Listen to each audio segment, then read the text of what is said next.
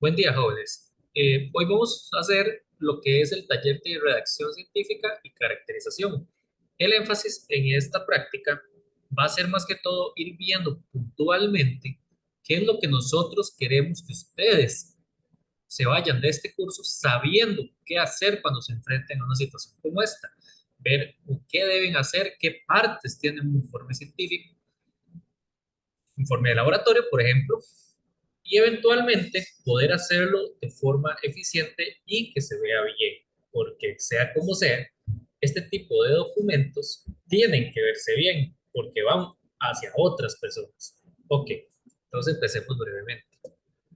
Primero que nada, vamos a ver las partes y el formato de un informe de estos. Entonces, nosotros en este curso vamos a usar el formato de los artículos de la Inorganic Chemistry. Si ustedes vieron, creo que hace unas semanas yo les envié, junto con el informe, un artículo justamente de Organic Chemistry, de los últimos que salieron, para que fueran viendo qué partes tienen y el formato que tienen. Ok, más adelante veremos algunos detalles ahí adicionales que tal vez no los vamos a poner en nuestros informes, pero que se presentan en este tipo de documentos. Todos esos artículos o informes de laboratorio o informes científicos tienen seis partes esenciales. Primero que nada están lo que son las referencias. Perdón, perdón, me equivoqué. Primero que nada está lo que es el abstract. Empecé de atrás para adelante, perdón. Primero está lo que es el abstract, seguido de lo que es la introducción. Después, para mí, la segunda parte más importante de un documento científico, que es la sección experimental, seguido por la parte más importante, que es donde ustedes presentan los resultados y la discusión de estos informes, seguido por las conclusiones y finalmente las referencias. Las referencias las ponemos como una parte, pero siempre están en el informe. Las ponemos al final, pero lo que ponemos ahí son las referencias como tal, pero siempre en todo el informe, desde la introducción, va uno, 2, 3, 4, 5, de la 6 a la 8, etcétera, indicando cuáles son las referencias que vamos usando. O sea, las referencias están en todo lado, pero como tal, como de los nombres con nombres y apellidos, está hasta el final del documento. También, adicionalmente de esos que estamos viendo acá, están los anexos y lo que también llamamos material suplementario, que al final viene a ser siendo lo mismo, pero generalmente lo hacemos ver o como anexos o como material suplementario. Generalmente en lo que son informes, perdón, artículos científicos que se encuentran en revistas con índice de impacto, etcétera, ven ustedes que encuentran supplementary information, que es material suplementario. Ahí generalmente se coloca otra información que más adelante les detallaré. Nosotros vamos a utilizar en los informes un interlineado de 2.0. Cuando ustedes están redactando el documento, se va a interlineado, le ponen 2.0, van a ver que es demasiado grande, pero les voy a explicar por qué. Acá, y generalmente cuando ustedes están escribiendo un artículo científico para publicación, se les pide este interlineado, porque muchas veces, especialmente los que son correctores ya mayores, ¿verdad?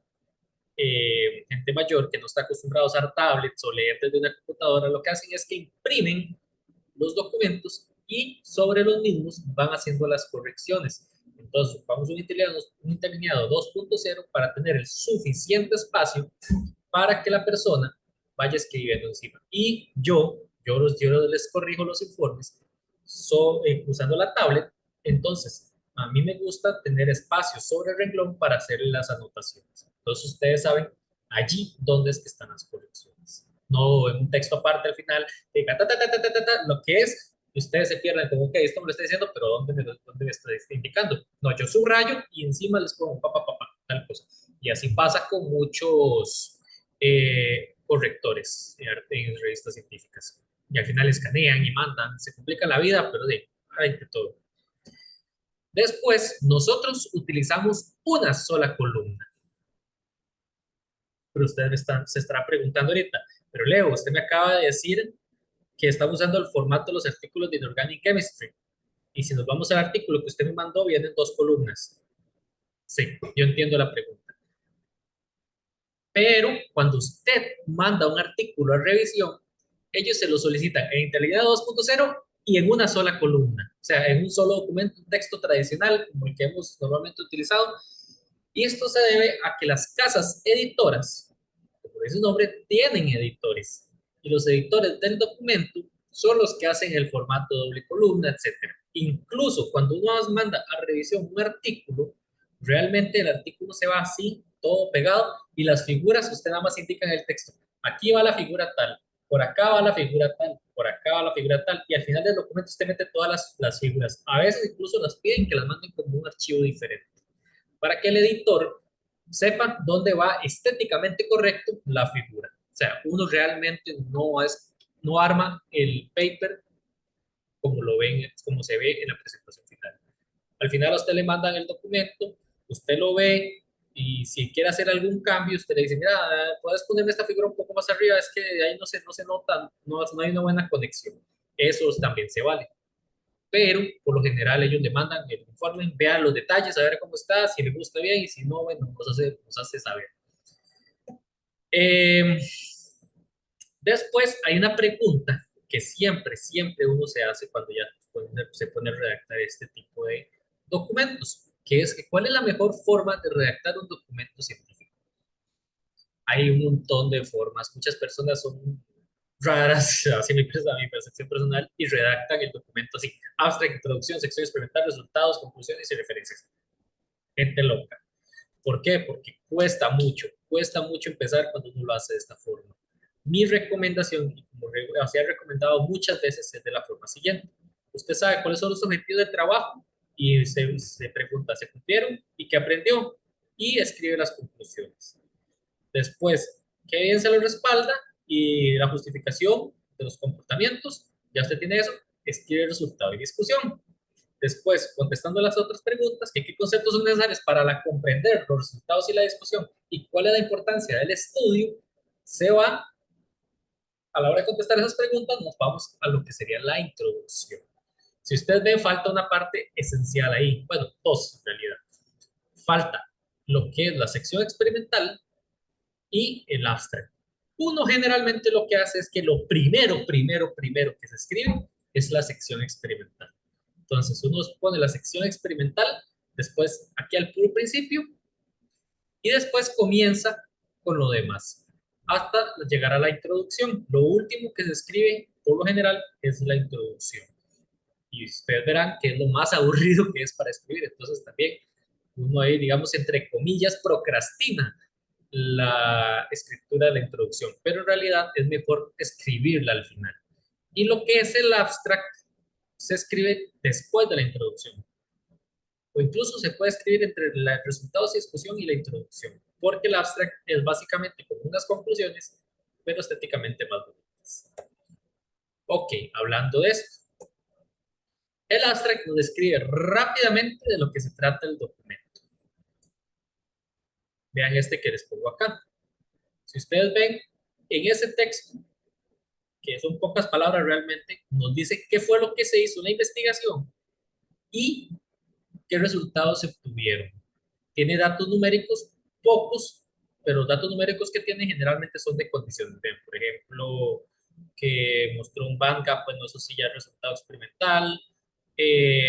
Aquí tiene que fue que se vio que se absorbe a una luz de 600 nanómetros, a las temperaturas, pero va al grano, en pocas palabras, y nos dice qué se hizo y por encima cómo se hizo. Ok, continuando, veamos que el abstract generalmente tiene uno o dos párrafos.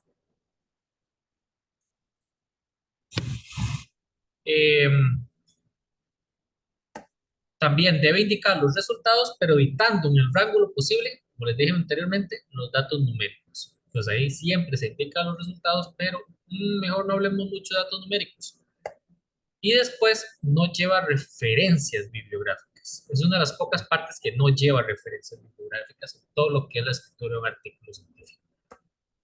Y además debe evitar exceder las 300 palabras. O sea, en otras palabras, es algo pequeño, rápido, conciso, corto. Muchas veces ustedes van a encontrar en revistas algo que se llama graphical abstract. Básicamente es un dibujo ilustrativo y a veces hay súper cómicos. Hay desde cosas que son literalmente memes hasta cosas muy bien hechas y muy serias. Entonces, a veces son requisitos que tienen las revistas para eso. Ok, y de lo más importante es que un abstract debe ser muy llamativo. ¿Por qué? Porque es lo primero que la gente lee. Usted agarra un artículo científico, por ejemplo, a ver, tenía uno por acá, tenía, no sé qué lo dice. Ustedes toman ese artículo científico y lo primero que ustedes van a ver es el abstract.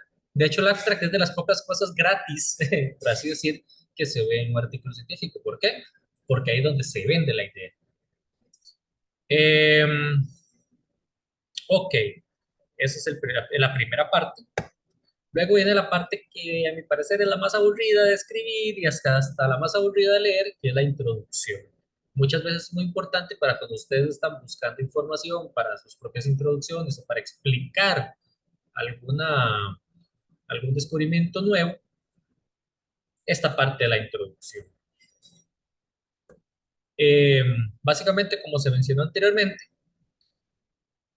lo que habla la introducción es que se estudia. Primero se hace el concepto, tanto teórico como más o menos práctico. Y además se habla de los antecedentes, o sea, la importancia que tiene su trabajo. Máximo, generalmente ustedes van a ver que las introducciones son de una página y media, a lo sumo ya exagerado 2 páginas, pero la regla es que sean de una página. Ustedes vean, vayan, revisen artículos científicos en la ACS, Taylor Francis, donde sea, el Sevier, y se van a dar cuenta que todas las introducciones de artículos científicos, no tanto reviews, sino artículos científicos, las introducciones son como de una página. Hay introducciones de hasta media página, son súper cortas, concisas, al grano, y véanlo así. Si a ustedes no les gusta leer introducciones, a uno que los escribe, no les gusta escribirlas. Es aburrido realmente. Generalmente se escribe en presente o pasado impersonal y es la segunda parte con más referencias. ¿Por qué? Porque estamos tomando referencias de todo lado para hacer la introducción. Y por lo general, nuevamente recalco, por lo general, el último párrafo lleva los objetivos y la hipótesis, entre otras cositas pequeñas. Ok, ahora hablamos de la sección experimental. En esta parte sí hay que darle más detalle. Es la segunda más importante del documento porque nos habla de cómo se hizo, o sea, cómo llevó usted a cabo eso. Y tiene que ser escrito de tal forma que si alguien en otro país, no sé, en Mongolia, Kazajistán, quiere replicar el experimento suyo, debe poder hacerlo. Recordemos que estamos en la ciencia. La ciencia es una competencia, pero también hay que hacer todo de forma que sea entendible, para que otras personas puedan replicarla y poder seguir creciendo, haciendo crecer la ciencia en el planeta, ¿verdad? El desarrollo humano. Vean, por ejemplo, este. Este creo que es la síntesis es la parte de una sección experimental que habla de la síntesis de un ligando para un complejo de coordinación. Realmente no recuerdo, yo lo leí por encima. Realmente lo que estaba haciendo era buscando referencias que me dieran a ver cómo se hace debidamente una sección experimental. Si ustedes ven, empieza hablando sobre los reactivos que está usando, una mezcla de ácido arilborónico, pone entre paréntesis los milimol y también los gramos, como en esta parte que viene aquí abajo. Déjenme señalarlo. Vean esto de acá. Eso es importante y ustedes van a ver que yo se los voy a pasar corrigiendo en sus informes. Siempre pongan, cuando están utilizando una sustancia, pongan, no sé, por ejemplo, eh, una mezcla de agua tantos mililitros, o 30 mililitros, una mezcla de 30 mililitros de agua y cloruro de cobalto 3 hexahidratado. Bueno, cloruro de cobalto 3 es un fracto claro, pero bueno, no tenemos. Cloruro de cobalto 3 hexahidratado, abre paréntesis, la cantidad de masa, gramos, coma, moles o milimoles, como aparece ahí. Siempre háganlo así, si no van a hacer puntos menos que todo el semestre les voy a estar quitando. ¿Por qué? Porque ese es el formato que tiene la ACS y creo que específicamente la Inorganic Chemistry, que es el formato que estamos utilizando en este semestre. Vean igual acá, como lo hace, como les estoy diciendo.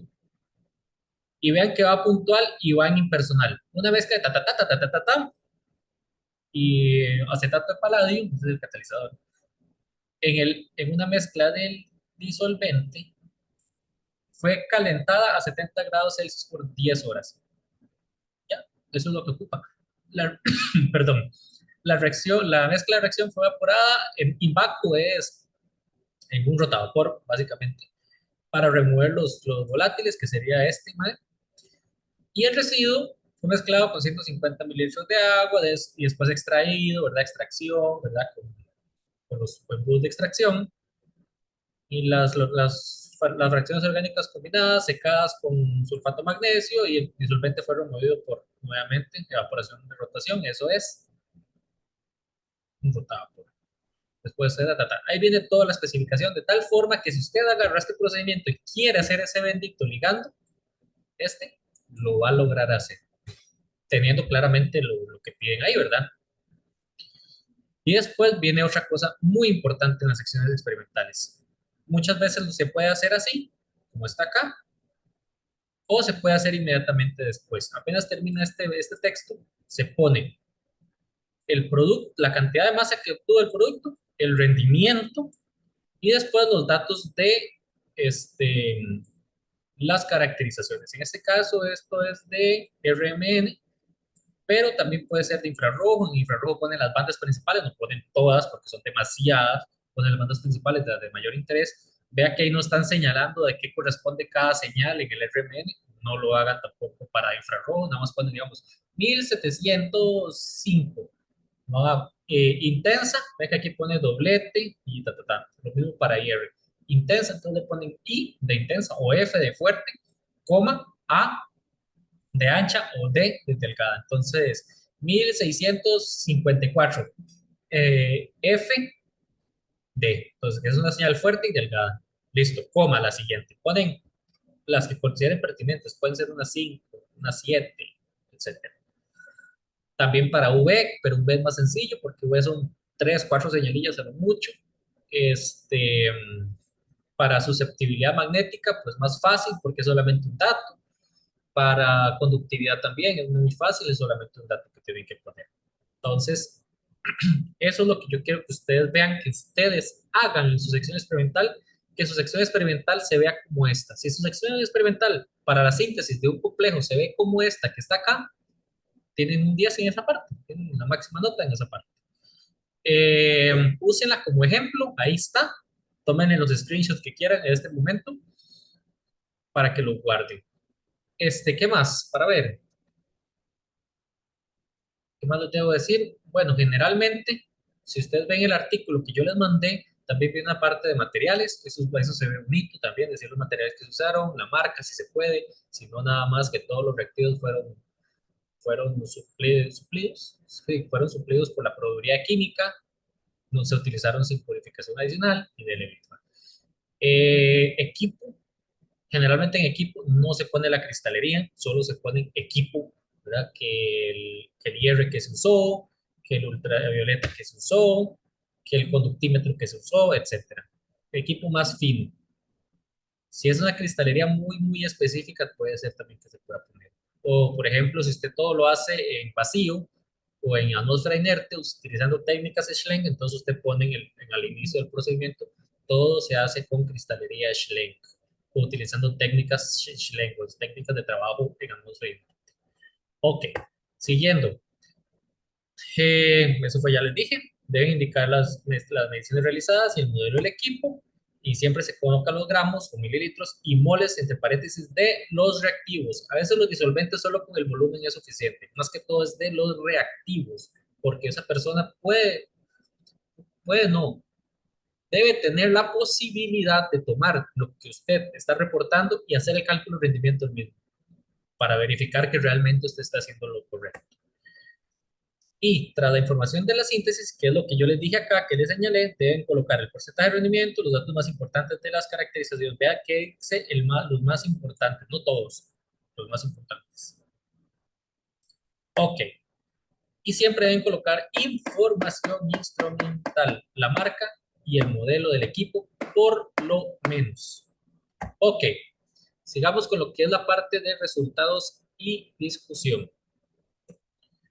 Esta es la sección más importante del documento científico y va a responder a múltiples preguntas. Primero, ¿qué se obtuvo? Por supuesto, ¿qué se obtuvo con tantas fotografías? Pueden ser. No es tan común ver fotografías a menos que usted sea algo realmente importante poner fotografías. Las caracterizaciones, ¿verdad? Los grafiquitos, datos numéricos, tablas, etcétera. Explicar por qué se obtuvo, ¿verdad?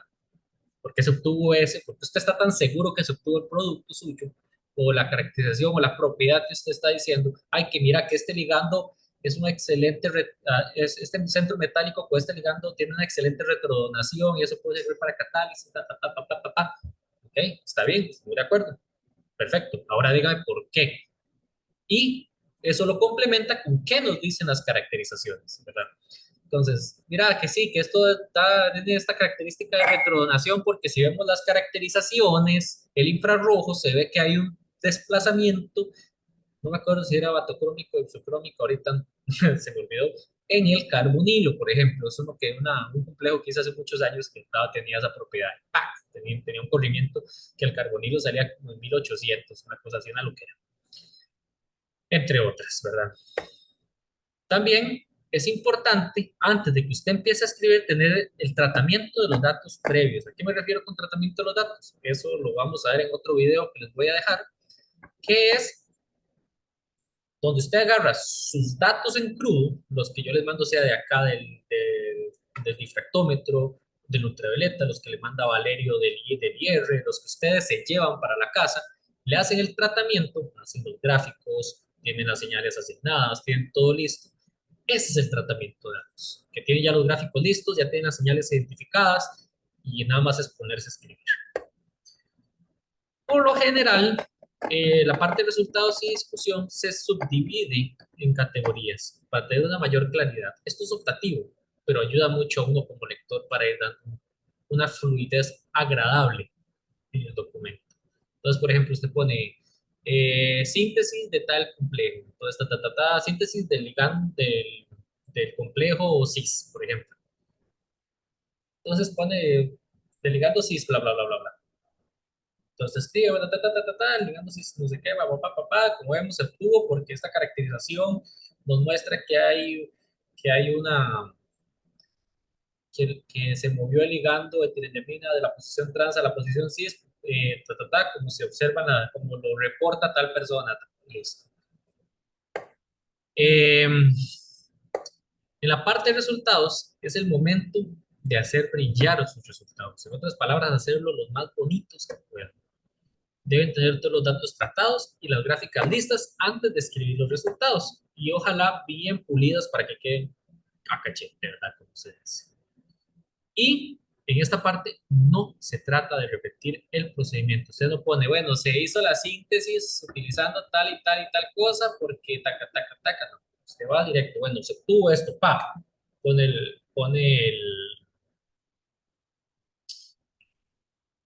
gráfico, la caracterización y comienza a redactar. Y esta parte es muy importante porque muchos de ustedes, bueno, no les voy a decir de ustedes porque ustedes todavía no les he visto el informe de esto, pero anteriormente ha faltado esto. Todo resultado que se presenta debe ir acompañado de una figura, un dato numérico, una ecuación. Usted no puede decir, bueno, se obtuvo el producto, pura vida. No. Ustedes presentan eso y tienen que decir, bueno, como se observa en la figura tal, tenemos un infrarrojo donde se muestran señales taca, taca, taca, taca, taca, lo cual confirma que se coordinó el ligando esperado. Tarán, ya tiene el resultado, tiene la discusión inclusive ahí y tiene el dato numérico, bueno, el dato numérico y la figura asociada. Vean, por ejemplo, este que está acá. Viene hablando de, bueno, es un tema, un toque estadístico ahí de una evolución de población, de la evolución de una población, de un isómero, bla, bla, bla, bla, bla, bla, bla, bla, bla, bla.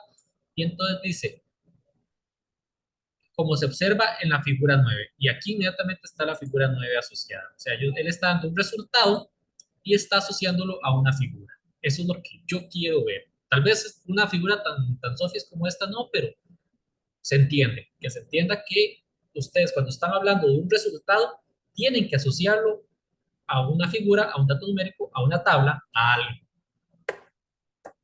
Luego, en la parte de discusión, esto va de la mano a la presentación de resultados. Y eso es otra cosa que yo he visto mucho, que a pesar de que yo doy esta charla, me han fallado. Espero que ustedes no lo hagan, pero es algo que yo he visto que se ha fallado en semestres anteriores, por eso lo estoy destacando. Ustedes presentan el resultado y ese resultado inmediatamente va con una discusión. No pueden chorrar los resultados, todas las gráficas, y después discutir cada uno de las gráficas que presentaron. ¿Por qué? Porque a uno como lector se le va a hacer complicadísimo estar saltando de arriba para abajo, arriba para abajo, arriba para abajo, y uno se pierde fácilmente. Entonces ya pierde, se desconecta, ya no le da seguimiento, ya queda feo, ya no se puede ver. El argumento que ustedes utilizan en la parte de resultados y discusión tiene que ser claro, conciso y corto. Aquí se me olvidó decir eso. Corto.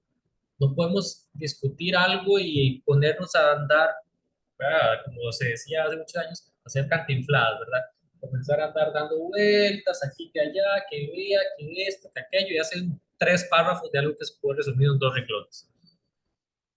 Por ejemplo, ahí está hablando de una termogravimetría o un diferencial de temperatura, bla, bla, bla. Dice, la figura 3 muestra las curvas TGDTA adquiridas en aire para hidronio. Para esta cosa dopada de hidronio, bla, bla, bla, bla. Es un óxido ahí complejo, un material complejo. No me recuerdo ahorita para qué era que dice, perovskitas para absorción de luz visible, etc.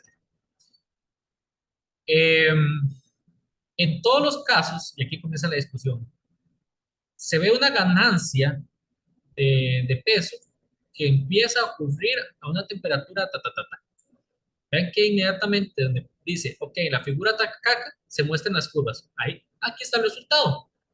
Y aquí está la figura, lo que yo les dije anteriormente. Ahora hablemos de qué significa esto. Y comienza a ser una gran discusión, bueno, no grande, pero muy puntual, que esta ganancia de peso indica la oxidación del estaño 2 y de los iones hidróneo. ¡Pla! ¿Qué hay aquí? Una referencia. De una vez. ¿Por qué? Porque alguien alguna vez reportó eso. Fue la primera vez que se reportó, o la enésima, no importa, pero ya se había reportado, entonces, ok, esto me sirve. Ahí está reportado. Lo que yo estoy haciendo tiene un backup. La destrucción de hidrógeno fue vista a la temperatura bajo una atmósfera de helio, como se reportó previamente. 3 referencias. La tendencia, ahí va explicando todo a detalle, va dando su discusión y todo asociado simplemente a esto, a esa primera figura que se obtuvo ahí. Y siempre con referencias.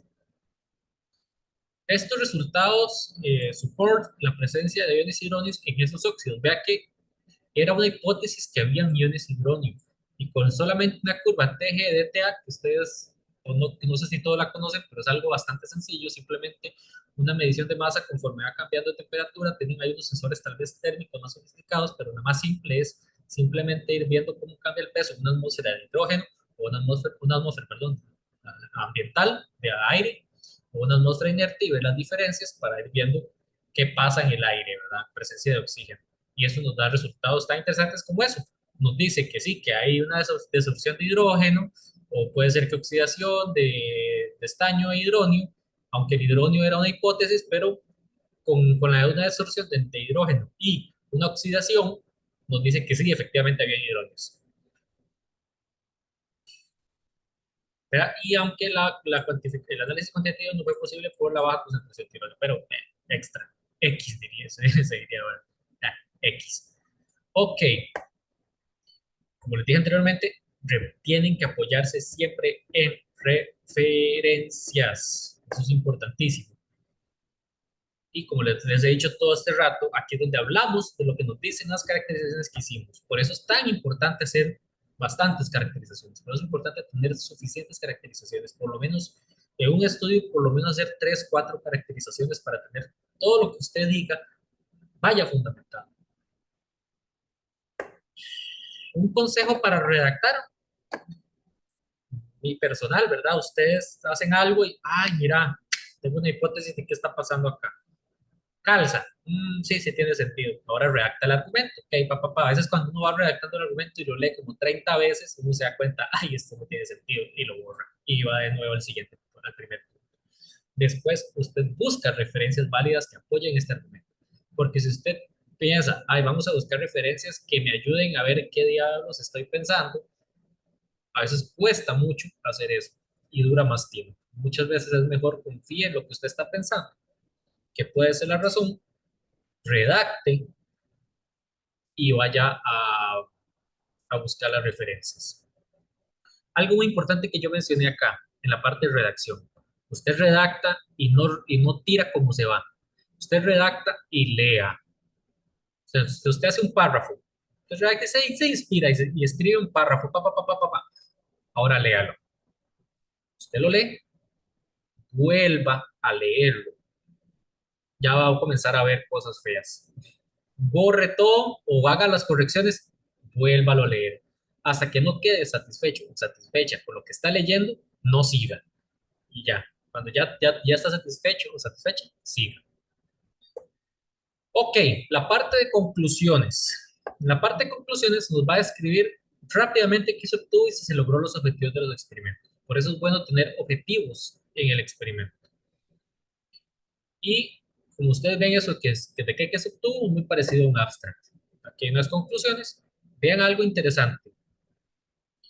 No hay ninguna parte que diga, en conclusión, taca taca, como se pudo ver, etcétera. Generalmente es uno o dos párrafos. Las conclusiones son muy cortas y tienen que ir directo a lo que dice. Bueno, se obtuvo el resultado,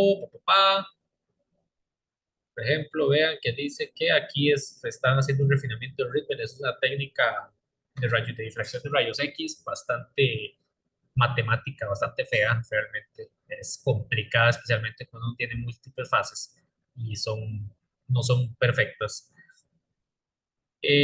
Nos dice ahí que se obtuvo, ¿verdad?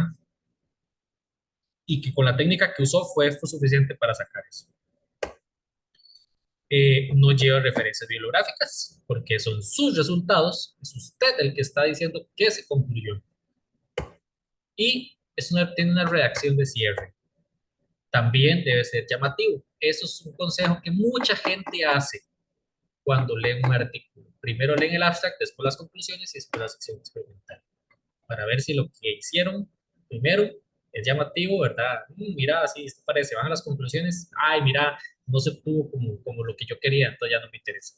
O, ay, sí, qué bonito, ahora vamos a la sección experimental. Y por último, bueno, después la discusión, los de los resultados, y por último, la introducción.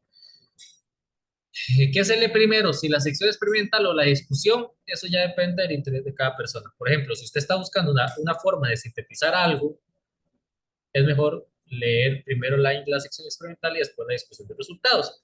Si usted lo que quiere es ver si el artículo que usted está leyendo le sirve como referencia, es mejor pasar directo a la discusión de resultados y después a la sección experimental si resulta necesario.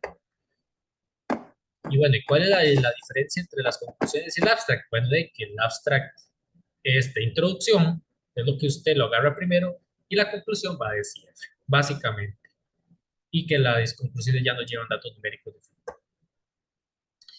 Ok, para ir cerrando ya esta parte, vamos a hablar sobre las referencias. Esto, como yo les he mencionado todo este rato, es algo imprescindible para el trabajo del científico. O sea, usted no puede hacer ciencia si no tiene referencias. ¿Cuáles referencias creen ustedes que no son válidas? Bueno, es el sentido común. Perdón, me adelanté un poco. Es el sentido común ver cuáles referencias no son válidas. redes sociales, cualquier cosa que cualquier ser humano pueda alterar en cualquier momento, eso no es una referencia válida. Por ejemplo, yo siempre les digo a ustedes, Wikipedia es excelente para usted erradicar una duda o buscar un concepto nuevo, pero no se puede utilizar como una referencia. ¿Por qué? Porque no es una referencia válida. Cualquier persona puede entrar y cambiar lo que sea. Si yo quiero, me meto en ese momento a alguna página ahí de, no sé, cuántica y poner que como se ve en el universo cinematográfico de Marvel, bla, bla, bla, bla, bla, bla, bla, y ahí va a quedar hasta que no llegue otra persona y lo corrija. Entonces, no es una referencia válida porque cualquier persona puede entrar y editarlo. Eh, no cualquier página de internet es válida tampoco. ¿Por qué? Porque lo mismo, se pueden editar fácilmente por personas que no hay trazabilidad. Por ejemplo, las páginas de internet válidas son de institutos que tengan responsables o universidades. Generalmente las páginas de universidades, de centros de investigación o laboratorios de universidades o incluso de escuelas de algunas universidades tienen una persona responsable que es la que está cambiando eso de forma que todo lo que se escribe tiene un buen background científico. Nosotros vamos a utilizar el formato de la ACS. Creo que en lo que es el programa, la carta del estudiante o el programa del curso, ahí viene una guía rápida de cómo hacer los formatos ACS. Igual, podemos utilizar programas como Zotero, Mendeley, entre otros. Siempre cuando ustedes tienen esas referencias, vuélele un ojo rápido, revísenlas rápidamente, porque a veces Mendeley o Zotero tiene algunos errorcillos. Entonces, corríjanlos nada más, vean cuáles son los errores y lo corrigen. Si no, generalmente sale bastante bien.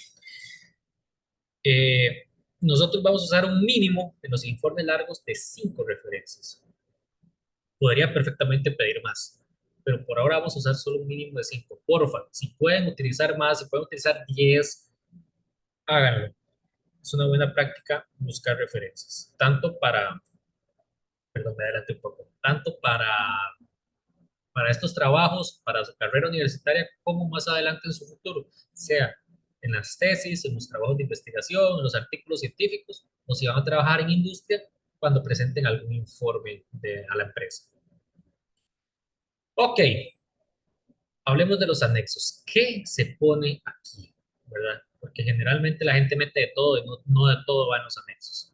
Lo que sí es obligatorio poner son muestras de cálculos. Si en los resultados, si los resultados usaron información calculada. Por ejemplo, cuando ustedes, para Werner, por ejemplo, para este informe que tienen que hacer de Werner, ustedes tienen datos numéricos, ¿verdad? Los de conductividad. Pues tienen que hacer un cálculo. Bueno, ahí va la muestra de cálculos. Con solo una, aunque hagan 300 cálculos, si todos son iguales, solo una muestra de cálculo es suficiente para que alguien sepa, vea, verifique, ay, sí, mira, sí tiene sentido el cálculo que hicieron. Para cálculos sencillos no es tan necesario, lo vamos a hacer este semestre para que vayan siendo la costumbre, pero para cada otro tipo de cálculos, lo que es, por ejemplo, cálculos de difracción de monocristal, etcétera, ahí sí se ocupa poner en los anexos. Parámetros de las mediciones instrumentales si no las redactaron la sección experimental. Por ejemplo, si se hizo de 400 a 4000 centímetros a la menos 1, eso debe ponerse en IR. Gráficos de las mediciones instrumentales si solo se colocaron un resumen en la discusión. Lo que sí es optativo, gráficas de resumen que no colocó en el documento. Hicieron muchas gráficas, solo pusieron 2 y ustedes creen que era necesario poner más, ponen más. Fotografías de los productos, equipos, reactivos, entre otros, eso es sumamente optativo. Generalmente no lo hagan, pero se puede poner. Y recuerden, el objetivo de los anexos es incorporar información que no se pudo colocar en el documento por longitud o por la naturaleza de los datos o porque no se veía bien, ustedes lo veían y dice, no tiene sentido poner esta gráfica aquí, pero es necesaria para la plena comprensión de la investigación por parte de terceros. En otras palabras, si yo lo leo y siento, mira, pero aquí no están todos Mira, me está poniendo que hizo RMNs y que le dieron estos rendimientos, pero de, ¿dónde están esos RMNs? Pa, ahí está, en los anexos, en la información suplementaria. Ok, con esto terminamos la primera parte. Más adelante van a encontrar el video donde está la parte de cómo hacer gráficas, etcétera. Véanla también, es importante. En esta parte, ya con esto concluimos. Cualquier duda o comentario me la pueden hacer llegar al correo. Yo intentaré contestarle lo antes posible. También pueden preguntarle a Axel, no hay problema, él también va a ayudarles en esto. Les recomiendo revisar varios artículos de la Inorganic Chemistry, ojalá los más recientes, para que vean cómo están redactando actualmente los artículos, cómo lo hacen, cómo hacen para escribir de forma que sea relativamente claro. Muchas veces no se puede, pero por la naturaleza de la investigación que se hace, muchos tecnicismos, pero por lo general se intenta de tal forma que si usted tiene un nivel básico o intermedio en química o en el área, pueda entender lo que se hizo. Bueno, con esto quedamos por acá. Los espero en la próxima parte. No falten y nos vemos.